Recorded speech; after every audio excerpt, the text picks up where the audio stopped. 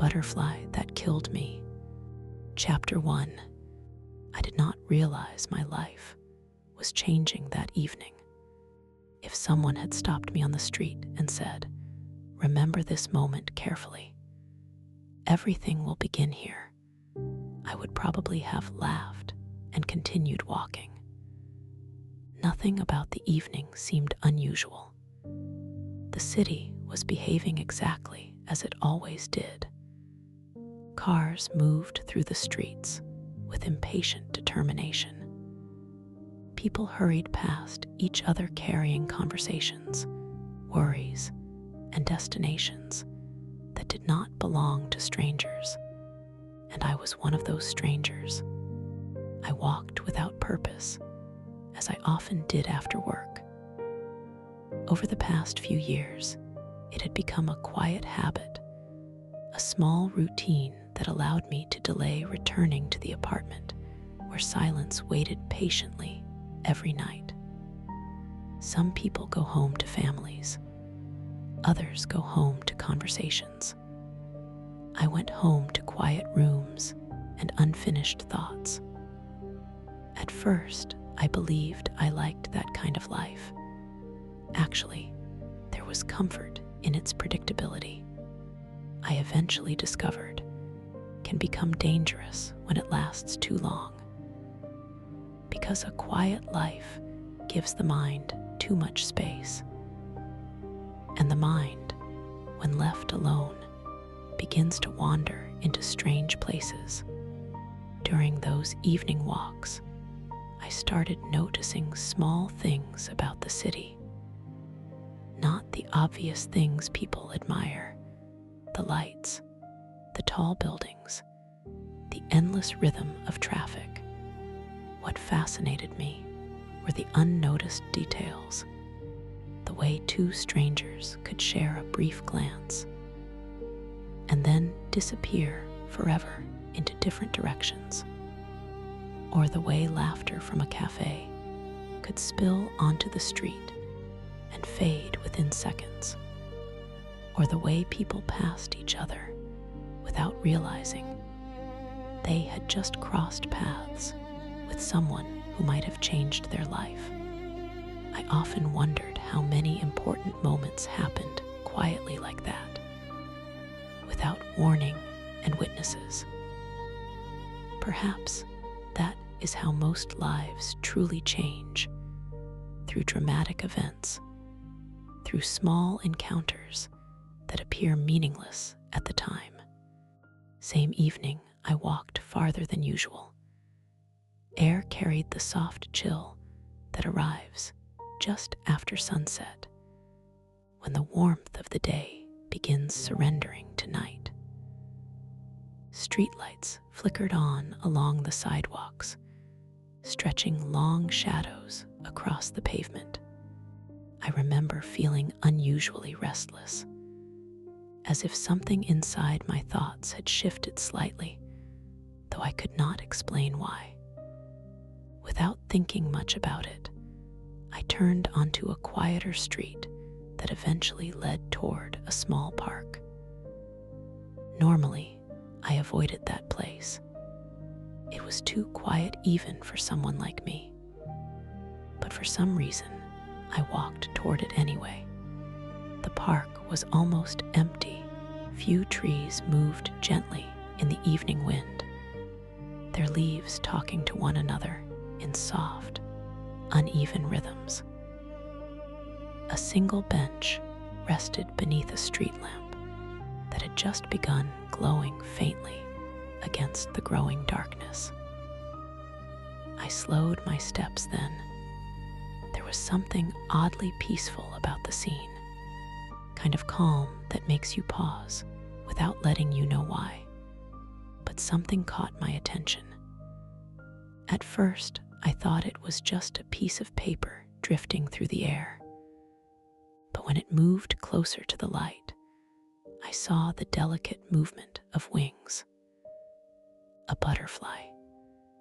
It fluttered lazily near the street lamp, circling the light as if it had mistaken the artificial glow for the last fragment of sunset.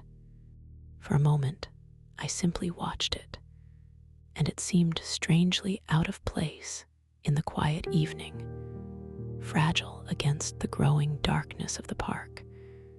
Then I noticed something else. Someone else had been watching it too. I had not heard her approach. Suddenly, there was a voice beside me, soft, amused. Strange place for a butterfly, don't you think? I turned, and that was the moment I first saw her. Chapter 2. For a moment, I did not answer.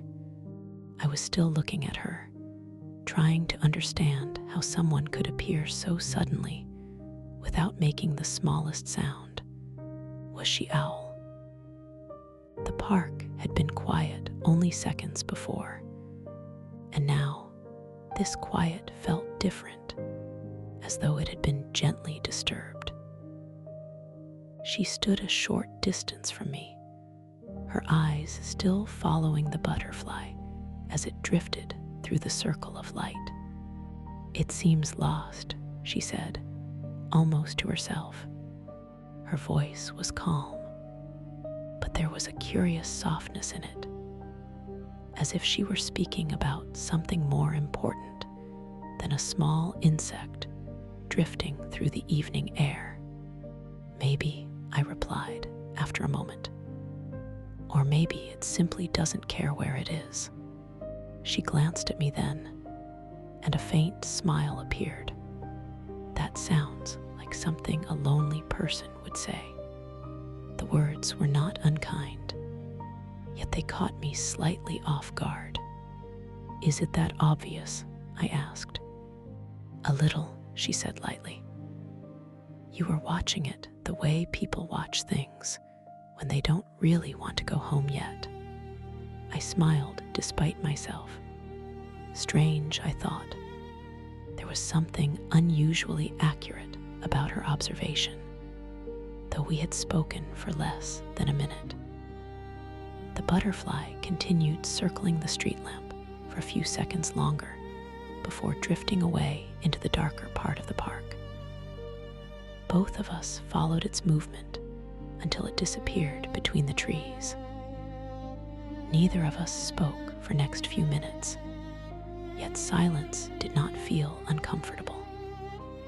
In fact, it felt almost natural.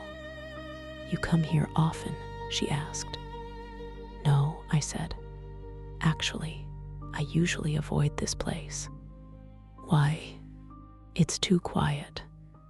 She laughed softly. "That's exactly why I come here."